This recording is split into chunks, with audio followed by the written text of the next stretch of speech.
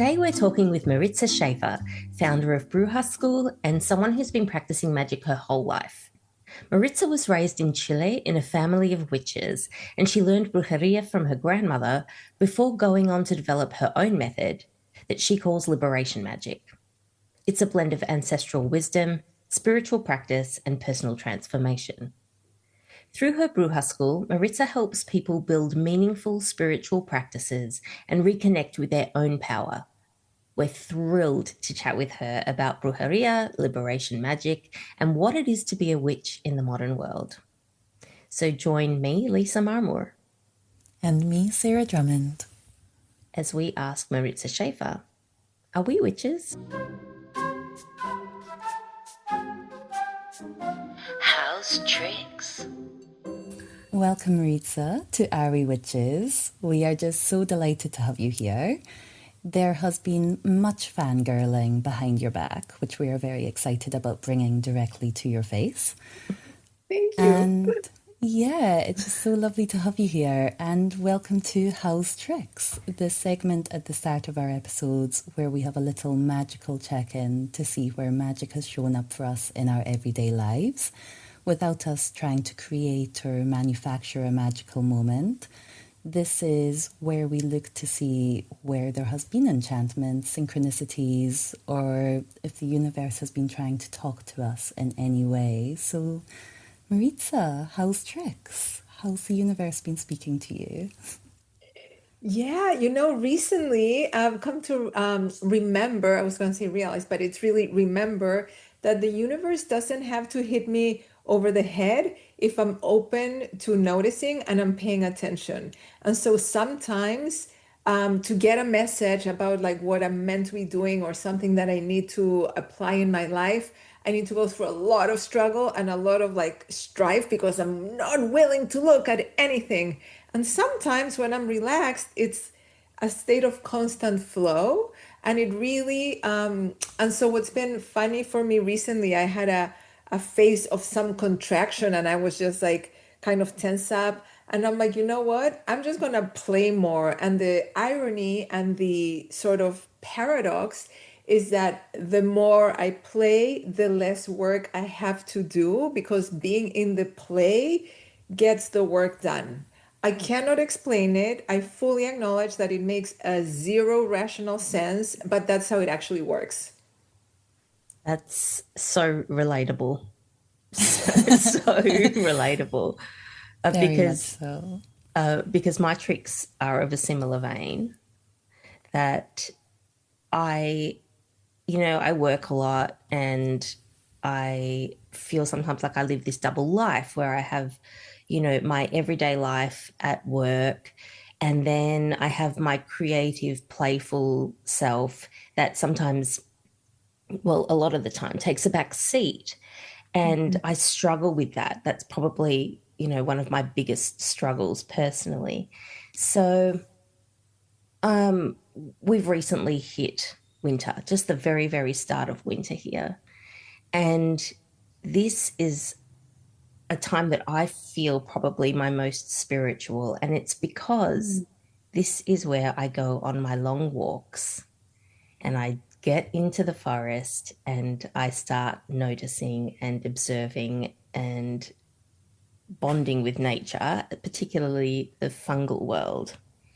So I spent the last weekend only outside, really, and walking and walking and walking. And I foraged mushrooms for eating. I found mushrooms that have been on my wish list, or fungi that have been on my wish list to see for years. They just appeared to me, the delight I felt, the connection, the way that I felt the universe was providing. Mm. And I took my mushrooms home. I preserved some of them. I ate some of them. And I felt so myself and so in my element. And I felt just hugged by nature and the universe. And let me tell you, man, I needed that. I went to work on Monday with a smile on my face, with a renewed sense of positivity and hope. And I just those are my tricks. That's about as good as it gets for me, honestly. You have such a beautiful connection with the forest Oh, and with mushrooms, with the fungal world, but just with the forest. It's just, yeah, beautiful. oh, it's the best. It's the best. So, Sarah, how's tricks? Well, I enjoyed a little synchronicity with the last episode we recorded. The last episode we recorded was episode 34, and it's the last episode we recorded when I was 34. Oh, wow, that's And true. now our first episode we're recording since I turned 35. It's our 35th episode, Oh, which just and a big worked out happy very birthday for the nicely. 3rd of June. Thank you. So, I feel like the universe gave me a little nod, and it was fully taken as a nod of approval. So, thank you, universe. And for my tricks this week, very politely, it's created a little continuation from that last episode, Are We Witches with Soulmates? So last episode, Lisa and I got soulmate drawings, and we have since made wanted posters for these men and are totally sorted, right, Lisa? We know exactly who we're looking for. I mean, guaranteed, yes. Yeah, no problem. These AI catalog models, yeah. Yeah, totally sorted. And so throughout the soulmate conversation, I happened to mention that my mum always used to tell me that she thought I would end up with a German guy. I don't know why, we would have to ask her, but she always thought, German guy, that will be my daughter's man. But AI Etsy Psychic didn't agree and actually said my soulmate is French. Pas de problème, I thought. No matter, I carry on with my life. And I make the Instagram post for the soulmate episode. Taking a break, I go to the shops, pick up some groceries, and when I come back, there is a little brown box sitting outside my bedroom window. Now, my bedroom is ground floor, not just street facing. It is the street. There's no gap, no garden. It's right on the street. So this box could have been left very easily by anyone. I look around to see if anyone might be coming back for it. And when no one instantly appears, of course, I look inside because who wouldn't? You're only human. Right? Who could resist? And inside is old cassette tapes. Some tapes are missing from their cases, and there's some tapes without covers, and we run the gauntlet of musical taste from ABBA to Beethoven, the lot, it's covered. And the very last tape in the box is wrapped in a leaflet advertising a subscription to a magazine called The Shooting Times. So I couldn't see the tape because of this advertisement for a hunting magazine. And yes, there's a picture of a gun on this little leaflet, and the men on the cover are wearing tweed, hanging about, looking like the very last people in England you would want to be stuck next to at a dinner party. And I unwrap it to find a tape from the BBC called Get By in German, a quick beginner's course for holidaymakers and business people. Wow. Possibly, I think, also for soulmates. And I feel like this tape being wrapped in this incredibly problematic advertisement is a part of it. It's like, shoot your shot, right? Okay. Like, should I go to Germany? Should I already be in Germany? I mean, you're right there. It's so close. It's so just a close. couple of hours away. Just do it. Yeah. So as I was working on the soulmate episode and that had come up in conversation, and then somehow this old cassette tape landed just on my bedroom window, learn German, I was like, maybe I should. Yeah. Maybe just enough to give it a guten Abend, you know.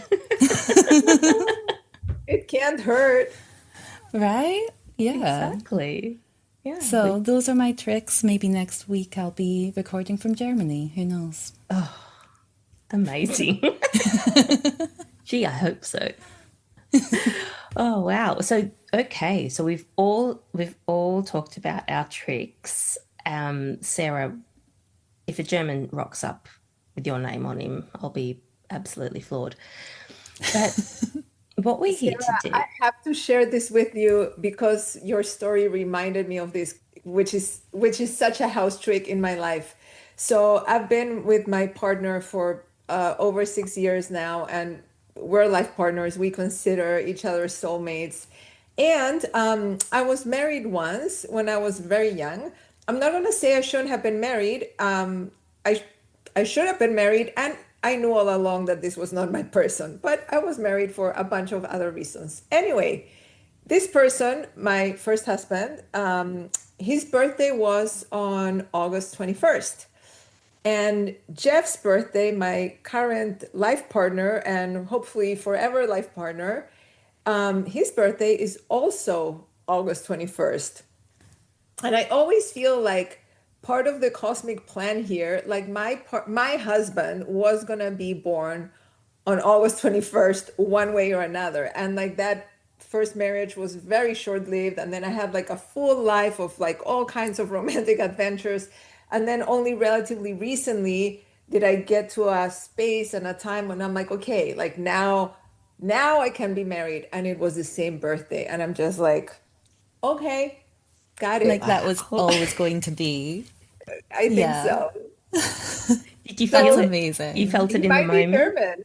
He might be German. He might be French. We'll see. But it's trending German at the moment, eh? Bets are on German. Your mum will be so happy. She will. Yeah. She'll be buying me a ticket to Berlin after listening to this. Oh, Yeah, I was also married very young, Maritza, um, to someone I knew it wasn't my person, but I did it twice. yeah, Wow. What do we life. do? It takes what it takes. We come on an adventure. We learn what we have to learn. That's exactly right. I feel that way about both very Yeah, much. Yeah, Sarah and I wouldn't know each other had I not been married that second time. So, you know, there you go. it's True. always something Maybe, good. yeah. Maybe Yeah, not even if you'd been married that first time. that's true. Could have all unfolded differently. Good God. Perish the thought. Perish the thought. Who's that witch? So, Maritza, we're just so intrigued with your story. You grew up in Chile, is Hmm. that correct? Yes. Yes, that's right. As in a family of witches, uh, which is so different to how the two of us grew up. So, please tell us about it and how you kind of came to where you are today. Yeah. Well, so yeah, I was born and raised in Chile. And my mom is a witch and my grandmother was a witch. And only as a grown up, after I moved to the US, did I understand that this is a really weird thing for the vast majority of people. And particularly because there's such a profound misunderstanding about what magic really is and what being a witch actually means. You know, people have all kinds of really caricatures in their minds about like this old, ugly, evil woman that's like eating children in the forest or whatever. And it's like, my mom is like a triple boarded MD, right? Like she's worked as a pediatrician her entire career. So when people find that out, they're like, wait, what? And I'm like, yeah, no, I'm not like stirring the cauldron on the fire. Although sometimes that's kind of fun, but I've come to learn that it's a really misunderstood thing, and yeah, and that magic is not something that most people are familiar with as a real thing, as opposed to like they read or maybe watched Harry Potter, or there's like, you know, certain like nods in popular culture that have a lot of truth in them and a lot of things that are completely inaccurate. And so I think that yeah, I didn't know this because again, we're all the centers of our own universes. We're all perfectly normal Yeah. until we realize that we're not, right? And so for me, talking about it is becoming easier over time as I have an easier time coming out of my own perspective and putting myself in other people's perspective. Because when you're like, what was it growing up in a family of witches? To me, it's like asking a fish, tell me about water. And I'm like, I don't even know what it is. I don't know how it feels wet. Like, right? We have no context for that. But what I can tell you is that I've come to define it most easily as I was super, super lucky that from a very early age in my environment, in my family, in my upbringing, it was super clear all along that what we see and what we physically experience is not all that there is. And that spirit is a given. We're not talking about God. We're not talking about whether you have a specific religion or you believe, I don't know, in in Jesus or you practice Buddhism. Those are very interesting conversations, but they're different. I'm just talking about the fact that there's an aspect of us humans that we verbalize, for lack of a better term, as spirit, and that is a mystery, and it's also so real, and that we are both it and in relationship with it. And so that's basically my baseline. Like, that's never been up for debate for me. I'm not on a campaign to prove it to anybody, because it's like trying to prove gravity. Like, Yeah. what? No. And also, that's not my gig. Like, I don't find any value in that. I think that spirit, as walking a spiritual path and specifically working magic, is an incredibly experiential thing. Yeah. So I'll talk to you about it until I'm blue in the face, and you may or may not understand it. You may or may not be interested in it, but until you have the experience of what it means, it's it's not gonna land with you. And I think that many people start getting more curious about this when they have an experience, right? They either have a vision, or they had a particular kind of dream, or like we were talking in the house tricks, like something happened that caught their attention, or their life just became so miserable or so challenging, right? They got sick, they lost a loved one, whatever happened, that they're like, there's gotta be more than just what I'm doing right now. And that opens a door for many people. And then they're like, oh, yeah, there is more than what's visible. And again, I think that that doesn't mean that you believe in anything. Magic and my tradition is not about believing in anything. It's about just knowing what you know, and and you know what you know because you had the experience. Does that That's make sense? Yeah. So I mean, I suppose, yeah. So was it kind of explained to you like that?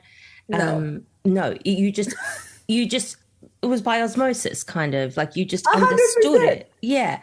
That's great. I think, to me that feels kind of how I came to, you know, start trusting more in what I suspected, or what like weird stuff would happen, or, like strange synchronicities. I have a thing with the number 1111 that always followed me everywhere my whole life. And I was scared of it because it was so insane how it would turn up everywhere. And I was like, oh my gosh, what does it mean? Like, am I being haunted? It was like I felt haunted. Yeah. And one day I was looking through my baby album and I saw my birth record and I was born at 1111. Oh, And I was like, oh, oh, okay. Okay. Like it was no longer, that scary thing, but it probably was the first thing that kind of started tapping me on the shoulder quite noticeably. And you have moments of quite intense intuition as well, Oh, like very, yeah. intense knowing.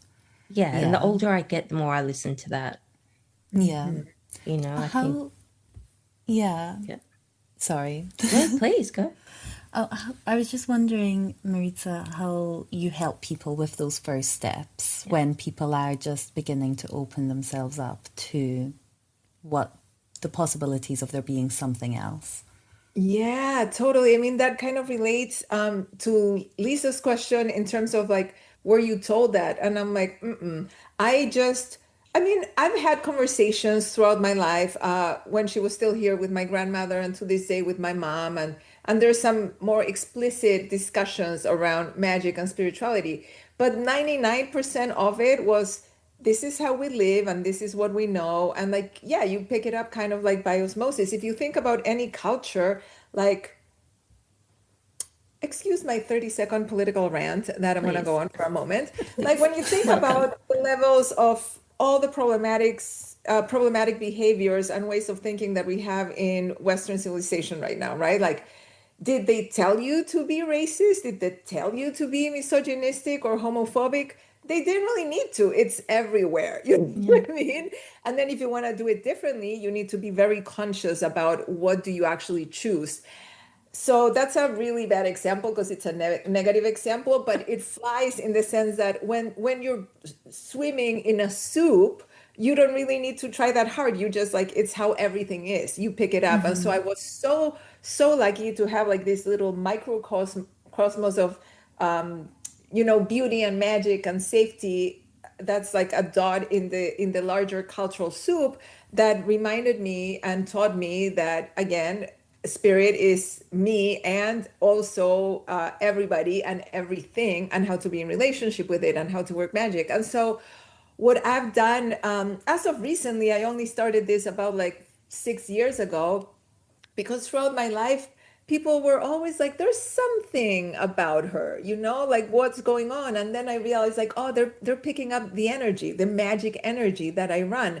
And because so many folks were interested in like what does that mean, how do you do it, can I learn it? And of course I can replicate the experience of being brought up like of an witchy upbringing.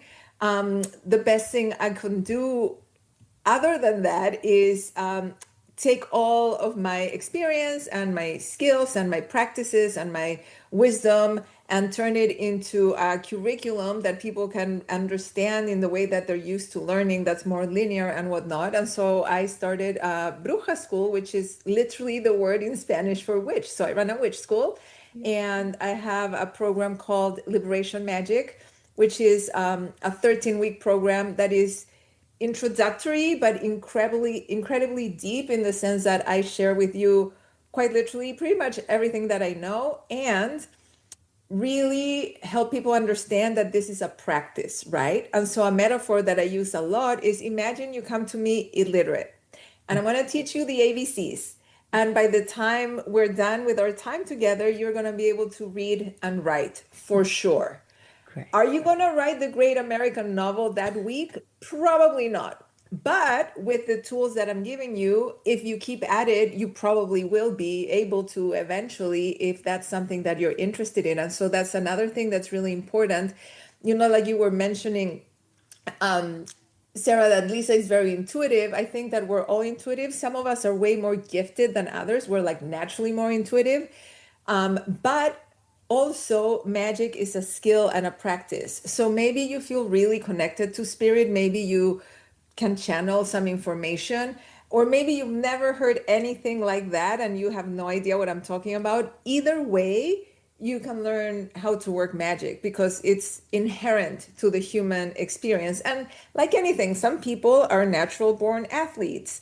And so, but that doesn't mean that I can't, I don't know, go to the gym and get fit, right? Like I'm never going to have a gold medal in anything because I don't have that gift, but I can still engage in sports activities and get a lot of satisfaction and positivity out of it. I think that's true of magic as well. Maybe you were not born a witch and maybe you were not taught this as a child, but you have access to your spiritual power. And if you don't think you do, it's simply because you've never been shown how to open that door. So if you're interested, open that door. That's amazing. So Mm-hmm. the Bruja School, I mean, it sounds absolutely fantastic. So would have been quite a process, I suppose, to like really pick apart what it is that you do know and how to communicate that and, to someone who isn't you. So because you have this innate knowledge that you learned through how you grew up and I guess, a lifetime of practice. Um, So, what was the process like in kind of turning this into a 13-week course? Yeah, what a great question. It was super fun. I mean, so what happened was that people were interested in my work and wanted to learn about it. And so the origin story is that I was invited to this very gorgeous, fancy retreat center to offer a weekend long workshop in June of 2020. Oh, So needless to say, it didn't happen, but I was like all dressed up and nowhere to go. You know what I mean? I was like, oh, what? No, like now I want to do this. And so I moved it to an online format. And what I did was teach live. So people registered and we met on Zoom once a week. And I just run my mouth. And I did that several times for several cohorts. And then I realized this is completely unsustainable for me. Like it's also, I just doesn't make sense to teach the same thing over and over and over again. And by then, I knew what structure was most helpful for people to actually be able to access their power and this information. And so then I created the actual proper curriculum and recorded lessons and turned them into PDFs. And it's like a proper thing now. And so when people join, they can go through the lessons at their own pace. And then the calls are just about me coaching them, answering the questions, guiding them in ritual and ceremony and all of that good stuff. So it's a lot more lively for me anyway in that way. And yeah, and then I don't get burned out teaching the same thing over and over, and it's accessible to more people. And I'm hoping to now go back to the original idea of teaching in person because folks are so desperate for community and mm. for like, you know, real human interaction. I mean, this is amazing. We would have never been able to Hi. have this in person. Like, I'm so excited to meet you. And we're freaking animals and we Yeah. like smelling each other and like eating food together. And so yeah, but I'm not doing that quite yet, but I know that I will in the near future because it's just to from my perspective anyway, it's an obvious need that folks are expressing because the world right now is quite interesting. Yeah, and Yeah. in that vein, you seem to have a very like deep I suppose awareness and understanding of this moment in time and our need for connection and community and healing in this moment in time. I think we all feel it, but probably being in the US um, is I lived there for 10 years. I'm actually a dual citizen, but um, and I know how strongly I feel it, but I can't imagine being there in this moment. Um, how much does social justice and I suppose, this political moment play a role in your work and your practice at the moment? Is it? Yeah. How much time do you have? I mean, a huge one for many reasons. Like, first of all, it's always been a personal interest of mine. Like, my entire professional career has been in the social justice movement globally. I actually also have dual citizenship with Australia, so Oh we'll catch up about that. my God. Hilarious. Um, because my last job when I was living in Sydney before I started my own company running the Oceans campaign for Greenpeace International. So I've always been like in advocacy for environmental issues or women's rights or racial justice, economic equality or equity, like all of the things, right?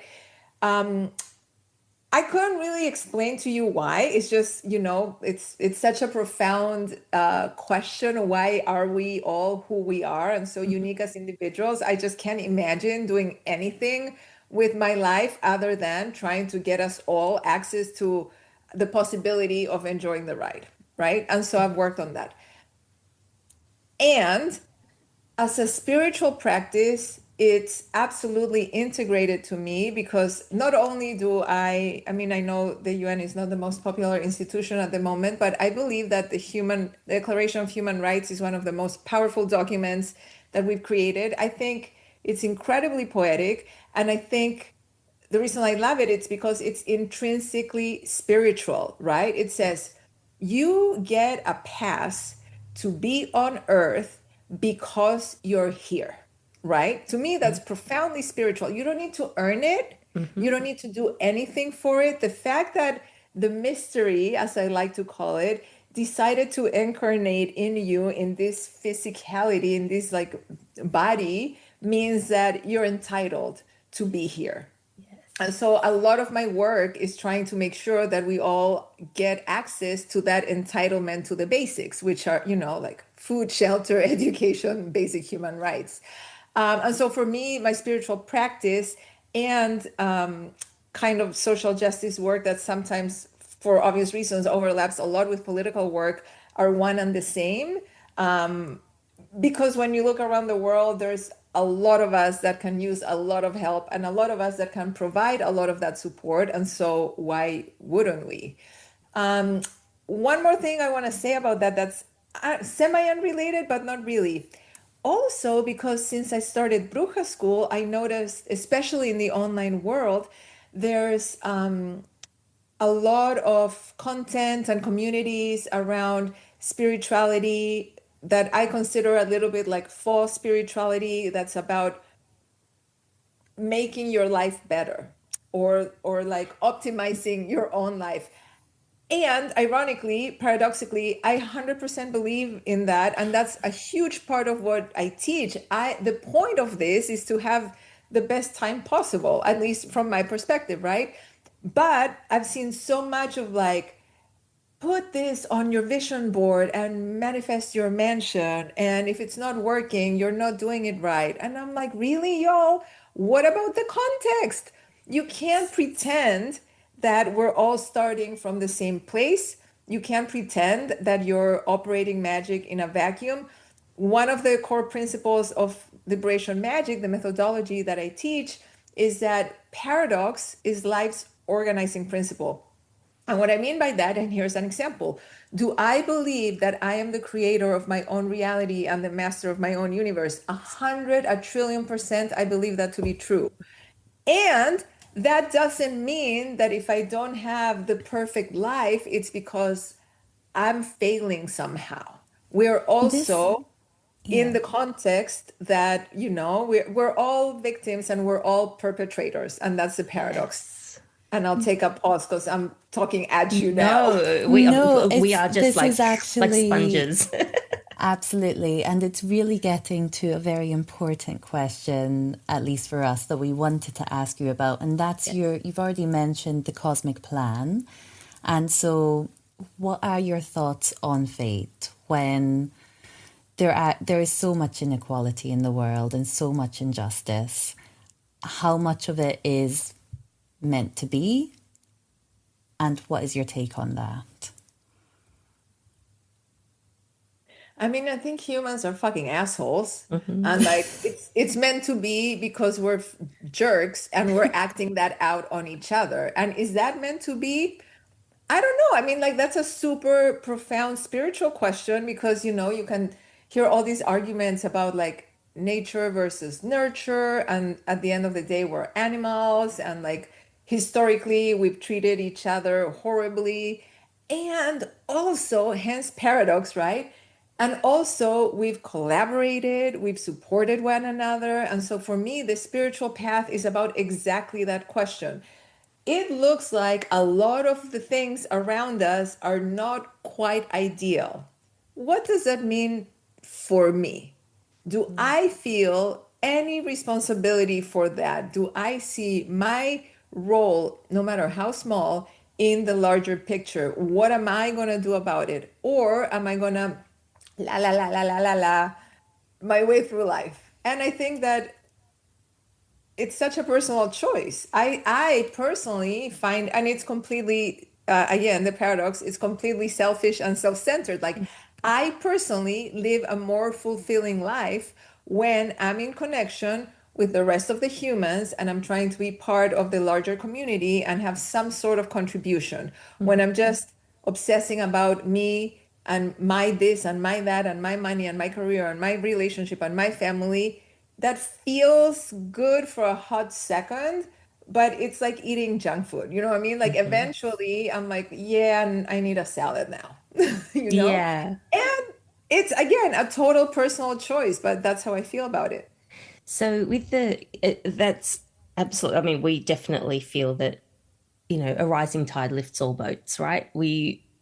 And I think why we struggle with this concept of fate or predestiny, I suppose, is a better way. Like this kind of there's this thing that we see a lot out in the world as people who are just fairly new to exploring this world.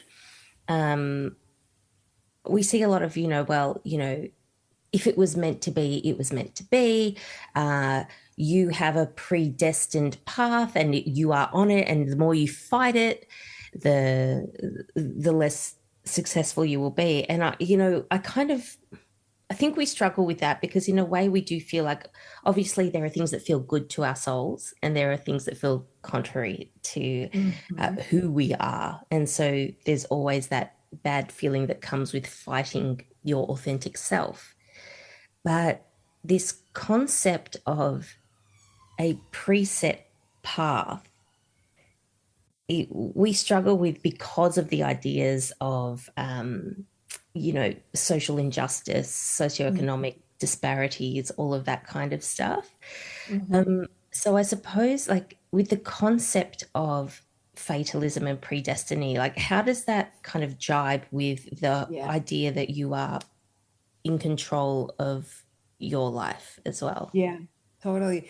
That is such a great question. Okay, so first of all, I don't believe that social injustice or any of its manifestations have anything to do with fate. I think that when you start digging into like why is this the way it is, there's nothing mysterious or esoteric about it, right? Mm. Like we've allowed ourselves as humans to build systems that benefit three white tech bros down the street from here because I live right outside of Silicon Oh Valley dear. and fuck over everybody else. So Yeah. it's not like you're predestined. When you study history, it's it's like individual shitty choices that usually men Mm. have made to lead us to this point, Yeah. right? So I don't think that's predestined. Mhm. Um, and I think that I do believe that some things are meant to happen and I can't control them. And I also know that I have agency and free will, which is why one of the magical axioms is this idea of paradox being integral to life. It's like the organizing principle. It's not something that we just need to accept on the side. It's actually the architecture, the infrastructure of our world, of our society, rather, right?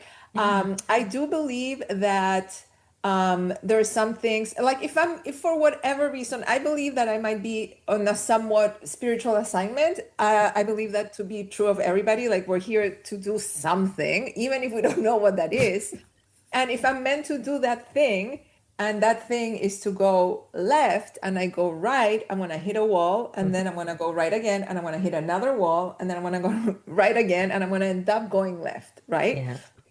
And that path to finding your way could be easier or harder depending again on your own choices, Yeah. on who you are. And so this idea that we can do whatever we want is absolutely true given a bunch of things and circumstances. Like I don't believe that just feeling fabulous in this moment is going to instantly manifest a perfect life, Yeah. mainly because I don't believe in the concept of a perfect life. So I think that like what a lot of people are after is a lie to begin with. And if you ask anybody who's externally seemingly successful and has it all, like they're beautiful, they're healthy, they're fit, they're in love with their partner, they have the great family, all the cash, if that is true, the moment that's true, the whole thing collapses and like the next wave of evolution begins for them. Like I promise you, there's no such thing as perfect stasis in the human experience. Oh, yeah. I feel that. Yeah, some of us are taking a more scenic route than others. Correct. That's Yeah. absolutely right. And some of us were born at the bottom of the canyon and we didn't even have a freaking trail to start. Like we like scaling through the rocks to try to even get to ground level. You know what I Mm. mean? And that's the part that I get annoyed, that gets ignored by many spiritual teachers or practitioners that are like, I don't believe that individualism is part of a spiritual path that's really connected to spirit. Yeah.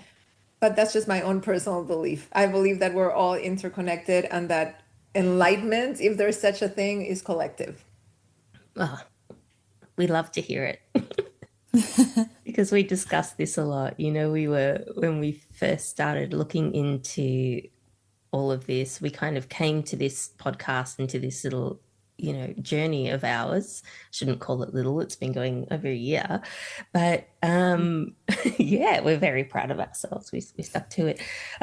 But when we kind of started, we were bombarded, of course, our algorithms turned into these shit shows of really problematic stuff.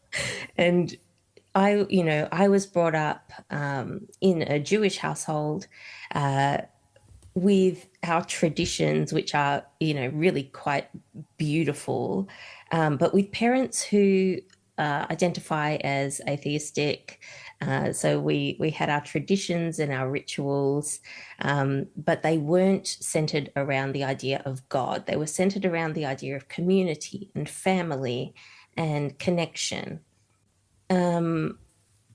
So I've always been a little bit, well, not a little bit, I've been extremely skeptical about all this stuff. And so I'm always kind of looking for the man behind the curtain, I suppose. And I feel like that really gets in my way a lot of the time of being in the moment of something. But there are certain things that just feel natural. So I've had an obsession with the moon since I was a small child.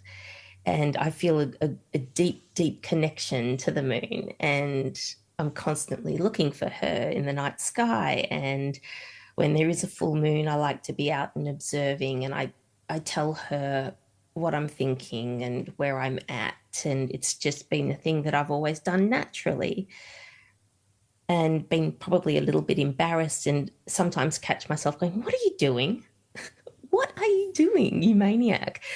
But I think there is the thing that feels authentic, and then there is the thing I think that we can notice. And I think that if you are being authentically yourself, you kind of notice in other people your bullshit meter goes off, with the way that certain people speak.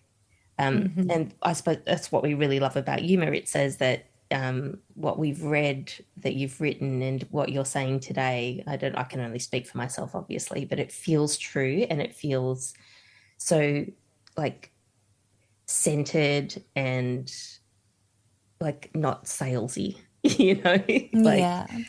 We have got a charlatan button on this do. podcast, which we will not be pressing today. No. Well, it's there because I think there are so many people profiting off vulnerability in this space. As you say, so many people do come to spirituality through times of trouble and Right. personal grief and hurt. And there are people who make a lot of money off of that, and it doesn't always seem to be done in the best of faith. That's And true. And not to say Sorry, that there's anything wrong with making money from it. Like we did a No, whole episode on that. we all need to operate within the system that we're in. So it's not to say that people shouldn't charge or make a living doing what they do.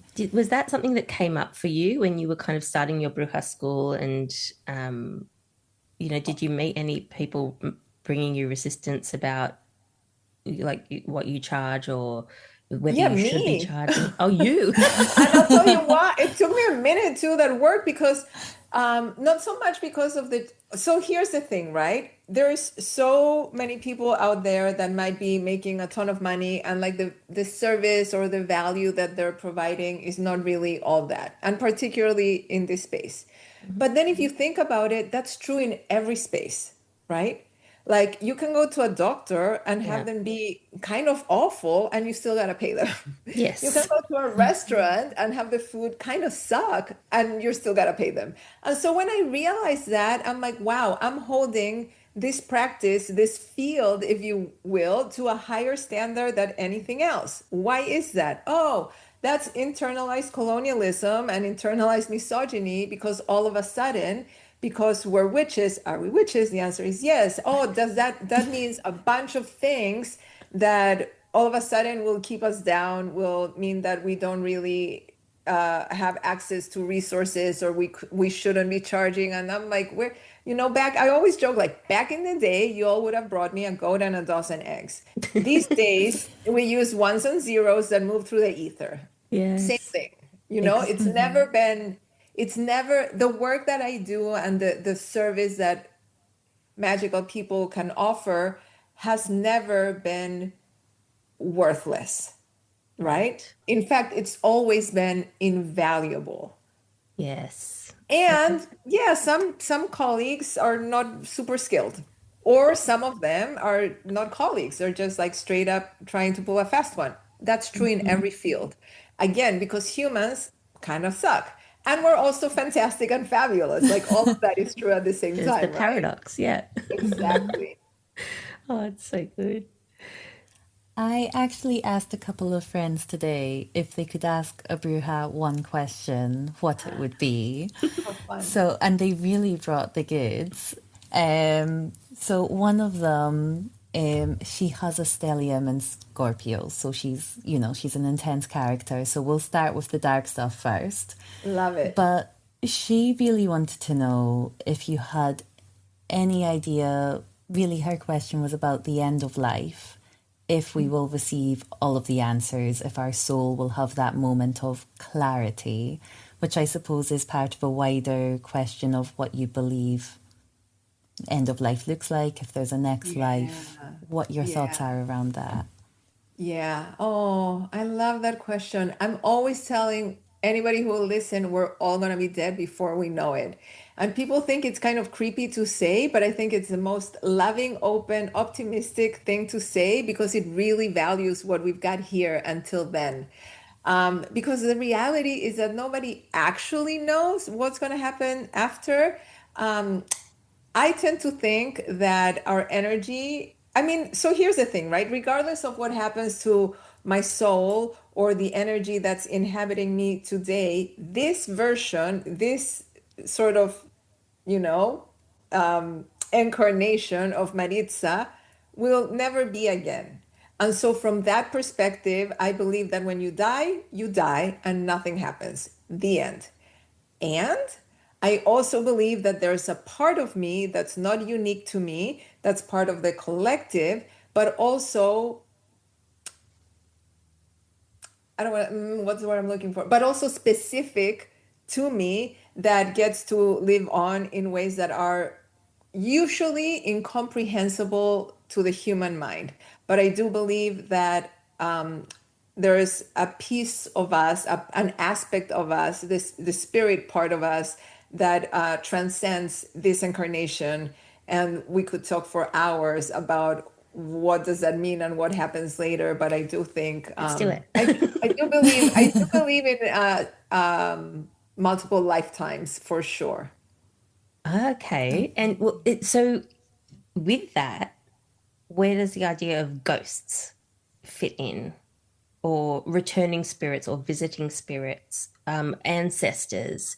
Do ancestors play any kind of a role in, I joke a lot about my Yeah. ancestors kind of pushing me one way or the other, but I don't necessarily, you know, I mean, I feel like I have seen things and experienced things that a lot of people might call ghosts. I'm too much of Yeah. a skeptic to fully like say it was a ghost. I don't know. It could be something else I've no idea about. But how does that jibe with you?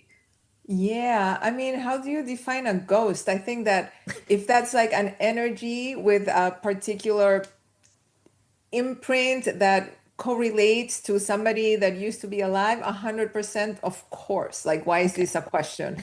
Because again, once we're disembodied, we're disembodied, but we're not there, right? And so sometimes there's many reasons why we might be able to connect with the energy of somebody who's dead, either shortly after their death or even way later. Yeah, I totally believe that that's true, and I've also had many experiences of being in relationship with those ancestors and those energies in many different ways. So I don't have a problem with that at all. Yeah. Amazing. My other friend, she had a question very specific to spell work. So she had Yes. heard from a witch many years ago that you shouldn't use other people's spells in your craft because you should create your own spells, which will then be laced with your intentions and your spirit and have a greater impact for that. Is that something which you've come across before or you agree with? I 100% agree with that. It's the way I work. I don't believe in spells that you get from a book, like, oh, give me a spell for love, and there's this book, and I'll follow this. Because I think that spell work is very, we're talking about like an energetic imprint of a person, and then the person passes, and then you might be still in contact with that energy. I think that if I'm trying to create something for my life, having that process of creation be imprinted with my own energy is very important. And that's just one way of doing it. I think that the most important thing for me about any magic, yeah, any magical practice is what you said about, oh, you shouldn't. And I'm like, in magic, there's no shoulds. If you found a spell and it resonates with you and you think it's going to work for you, then it's yours because that's why you Oh, found it. And fantastic. like, that's why it's resonating. I tend to design my own spells, but I also know that if you're just learning about this, you don't even know where to begin. So, of course, you're going to be picking things up from other people. And by now, it's such a mishmash of everybody's experiments over time, and there's a bit of a canon in terms of collective of like what there's. So for example, there's an association of love to Venus, the planet, and also Friday the day, which was named after Venus. And so if you're casting a romantic spell, might as well do it on a Friday. Things like that, I think, like, of course, they're super powerful. It's important to not underestimate the power of that collective intention or things that have been working for a long time. Why wouldn't you take advantage of them? And I also think that the most important thing in spell casting is making sure that you think this is the right recipe for you. Because if I'm just doing, like, for example, if I want to, whatever, be healthier, and I read somewhere that I need to use the color purple for the health spell, and I hate purple. What? Like, that's not going to work. You know what I mean? Yeah. So I think it's important to, more than anything, listen to your own intuition and your own spiritual allies that hopefully are guiding you in your practice. So, my friend had a follow up question on that, which you've led into Okay. really beautifully. She was wondering about shadow work as well. And so, if you hadn't really done much shadow work and you went into casting spells, is there any danger in that? Like, will you have subconscious intentions somehow coming through the spell that perhaps the rational light version of you wouldn't want? Like, how important is shadow work before you start really practicing the craft? I love that question. Okay, I love that question because shadow work is a term that's thrown around a lot. And my perception of it is that nobody really knows what the hell they're talking about when they say shadow work. But we've decided collectively that shadow is kind of scary and bad because it's the opposite of light, which is what we all want to be. And I think that's a real problem. Like there's a deep misunderstanding and lack of a sort of consensual definition of what shadow work means. For me, shadow work is having done and continuing to do, because this is like perpetually self-regenerating. You never arrive, right?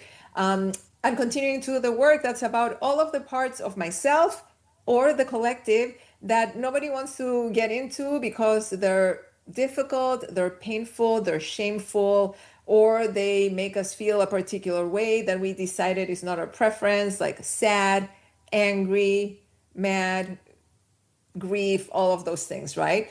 Um, Having said that, the way I work magic, there's no way you can't spell cast unless you've done part of the spell casting for any spell recipe incorporates your full being. So by definition, you'll have to do at least a piece of work that might be in the shadow aspects of yourself that are related to the outcome that you're trying to project. So it's not like I've done all this shadow work for decades and I've arrived at this point where I can do spell work. I don't really think of it like that. I think about it in terms of let's make damn sure that I've looked under every rock before I go creating anything, just so that I'm clear about what I actually want and what might happen if I actually get it, because it will manifest and then I'm going to have to live with the consequences, which are normally fabulous, but sometimes unintended as well. And we need to be ready for that. That's a good way of looking at things. Now, with that kind of, I suppose, darker side of things, we have a strict no hexing policy here because we feel like we are too new, and we also are very much into consent. And so whether it's a love spell or whether it's a kind of non-loving spell, we just don't agree. We just don't believe in kind of affecting other people's lives in ways that they don't consent to.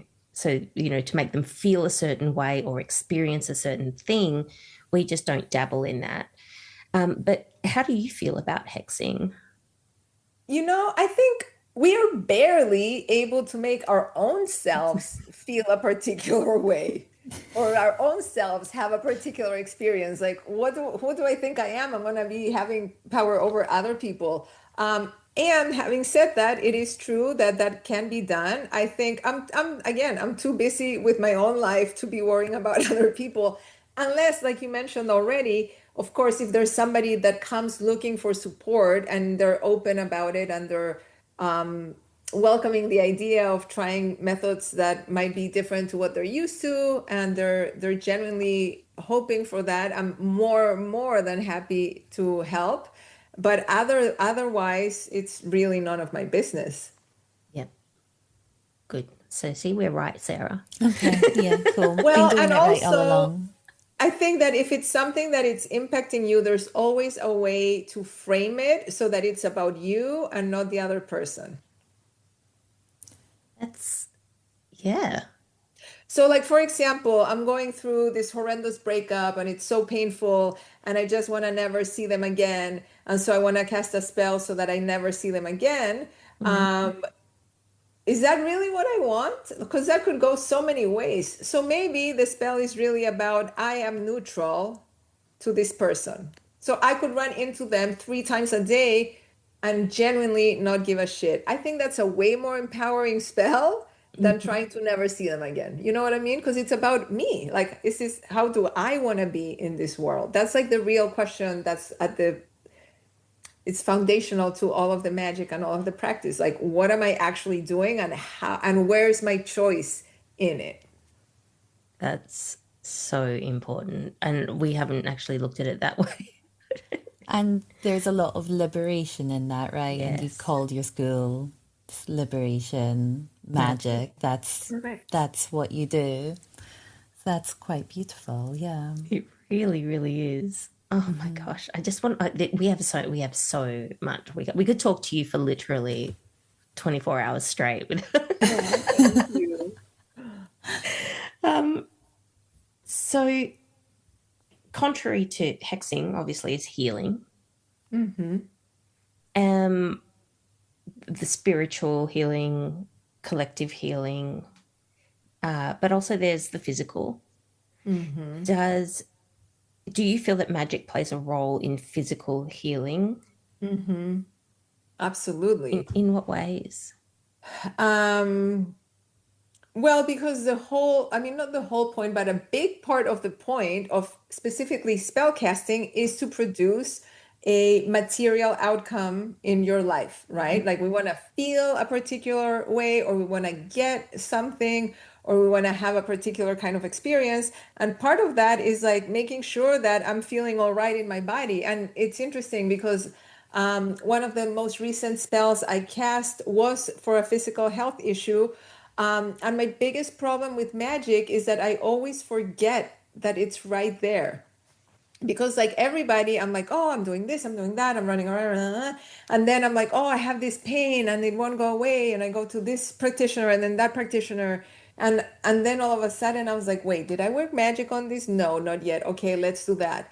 And then it worked like magic. Why do we forget? This is another reason why I teach, because it keeps me in the practice, right? Because life gets overwhelming for everybody. And then sometimes I'll forget how accessible, how basic, and how powerful this is. So, yeah, I absolutely believe that magic can be a huge part of physical healing, because physical, spiritual, emotional, and mental or intellectual aspects of ourselves are all intertwined. And so you never know where the right lever is needing to be pushed or pulled to have an outcome, say, in the physical body. And that's what magic allows you to understand and to work on. So I'm curious, like I see you've got a really lovely little crystal ball there behind you. I know you work with tarot. Uh, how important are the accoutrements of magic to practice? I mean, um, I have my crystals that I love. I just love them. I love to look at them. I love to hold them and observe them. Sarah's delved into scrying, and she seems to have a natural affinity for it. I don't know that I have the patience, but obviously we all have our different uh, things that we work with. But do we need those physical items to work with in order to work magic? Oh my God, I love this question. Thank you, because I always teach about this. I always semi joke, because it's not really a joke, with my students that I teach magic for the zombie apocalypse, which means I love the tarot cards, I love the candles, I love the colors, I love the herbs, I love the essential oils and the pendulums and all of the things. And the magic that I practice, and those are all fabulous tools that are super, super helpful, but they're not, excuse me, they're not indispensable, right? And so, for example, if you have a tomato and you want to cut it in half to share it, of course, it's fabulous to have a knife. But if you don't, are you going to starve to death because you couldn't cut the tomato? Of course not. You're going to figure it out, right? And I feel that way about magic. Like the tools are beautiful. I mean, you can see my altar in the background. I have all kinds of things that I use, and that's fantastic. And they help. But my real profound practice and what I teach foundationally is, if you're in the middle of the zombie apocalypse and all you have is you, I want you to be able to work magic anyway. And that's totally possible, specifically because the kind of work that I do is super tied to energy. And so being able to work energy anywhere, anytime, under any and all circumstances, I find that super liberating, and you don't need the tools. There are some things that, of course, you want to do it and it's a very specific crystal spell, or you're working with certain kinds of stones. And, I appreciate that. I admire that, but that's not my expertise, because I want to have like a super bare bones approach so that I'm always fully resourced, whether or not I have material things to help me feel like I can do it. I can do it no matter what, right? Yes. That's relieving as somebody who's sometimes I feel like, oh, I don't have enough, or I don't feel drawn to a certain practice. Yeah. I love tarot. I love tarot because, I'm a literature student, or I was a literature student, and I love analysis and interpretation and what can Mhm. I see in this thing. And I think that there's this idea of the author is dead, that meaning is imparted by the reader. So there are just words or there are just images, and they have no meaning until you impart that meaning. Mhm. And I find tarot to be a beautiful psychological tool for me to kind of understand where my head is at as to what I'm seeing in this image. Mhm. And sometimes I feel like I'm getting it wrong because, there's all these ideas about this is what this card means, this is what this suit means, this is all of this and that and the other. And that's intimidating for someone like me. And I'm sure for others as well. Um, so do you do things how do you feel about that as far as your tools and how you use them? Is it a very individual thing, or are there like prescriptive ways to engage with them? Both. I think you can go either way. I mean, I used the tarot before I studied what, the cards are supposed to be, or like the more specific symbology around this or that card. I just used them to not freak people out, right? Because I would give a reading and I would just be basically channeling information for them. And I'm flipping cards and I'm like, "Blah," right? And they see the cards and they're assuming I'm interpreting them, so it feels a little bit safer than like doing it naked, if you will.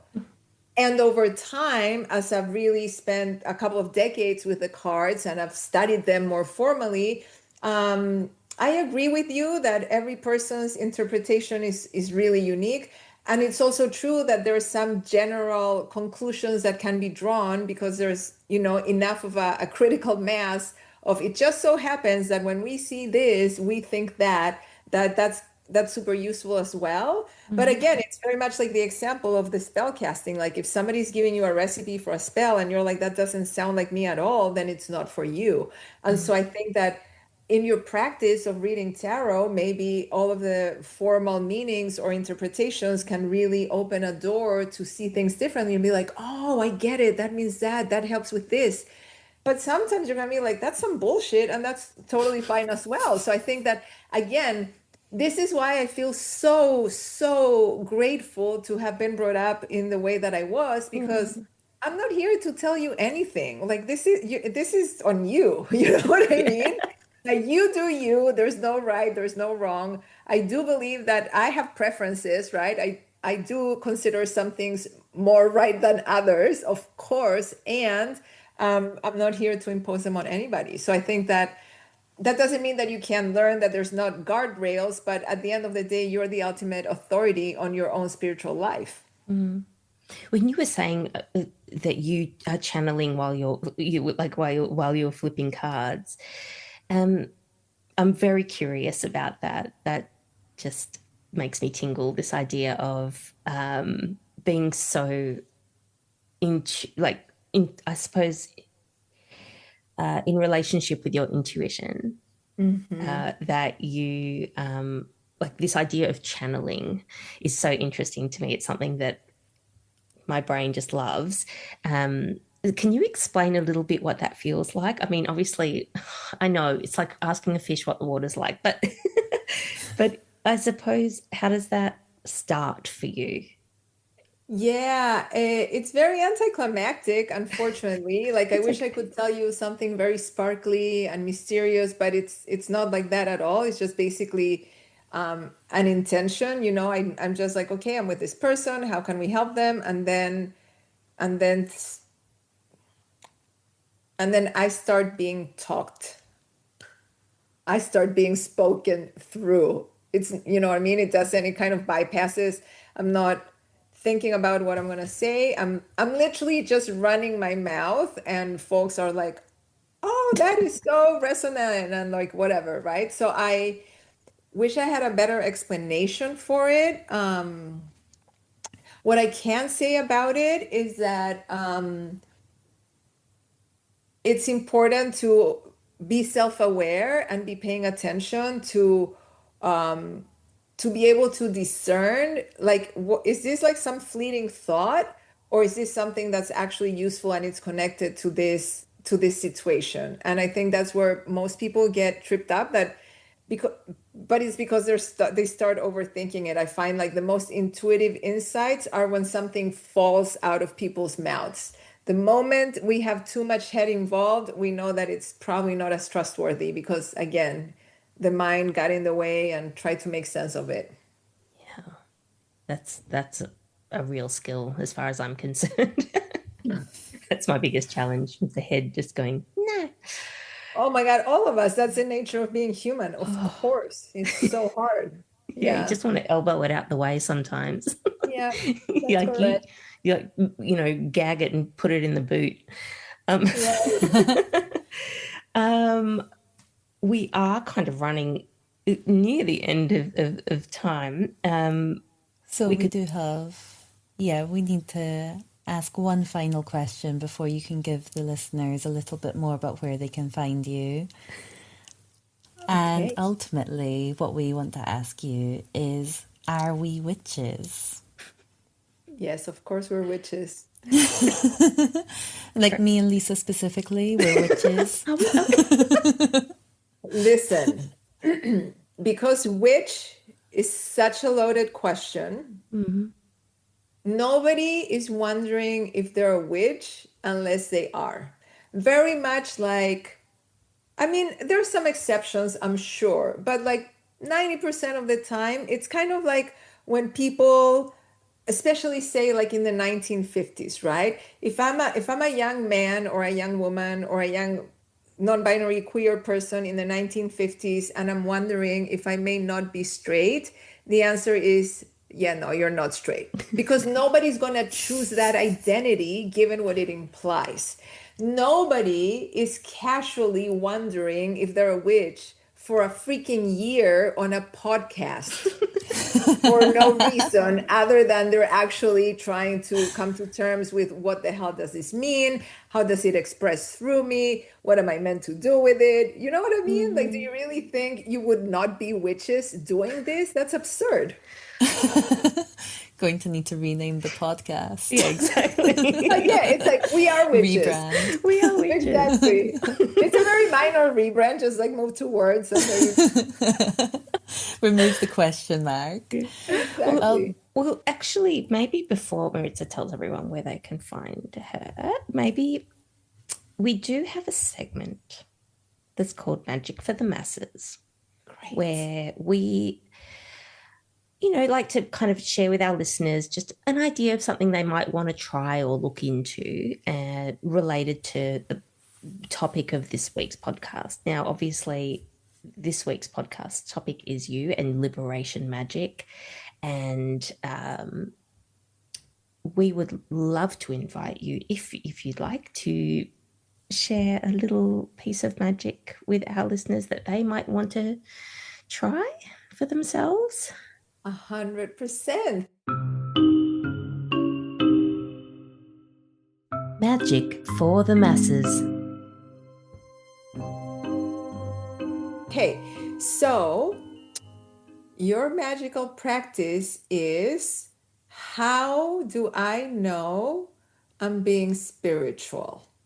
Okay, so that can manifest in a trillion different ways. And maybe you're one of those people that will just need to sit in silence for 3 minutes a day and just be and do nothing and acknowledge your full beingness, including the spiritual parts.